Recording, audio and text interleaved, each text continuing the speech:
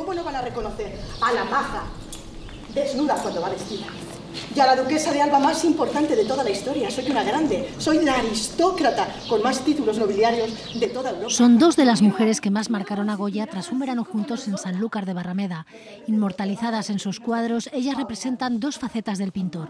Son el contrapunto entre la juventud de la maja, vestida y desnuda, y la duquesa de Alba, que ya estaba viuda, con dolores y con sufrimientos. 2 siglos después cobran vida para abandonar sus lienzos y llegar a Fuendetodos para conocer y mostrar las facetas más desconocidas del pintor y sus cuadros a través de las visitas que recorren todos los espacios de su casa natal. Aquí debía dormir Goya, aquí puede ser que durmiera su primer sueño. ¿Tú crees que ya de pequeño pensaría que el sueño de la razón produce monstruos? Hombre, pues quiero pensar que no. Nos ha encantado salir del museo porque siempre estamos ahí en el museo toda quieta y de repente hoy hemos dicho, pues vamos a dar una vuelta, ¿no? Y nos hemos venido hasta la casa de Goya y nos ha encantado, ¿verdad? Nos ha parecido estupenda. Es que queríamos conocer los orígenes, porque eso se queda, Goya lo lleva, luego pinta y eso está ahí. Desde el viernes y durante todos los domingos de abril y el día de San Jorge, Cayetana de Alba y la maja vestida serán las guías turísticas en la casa natal de Goya.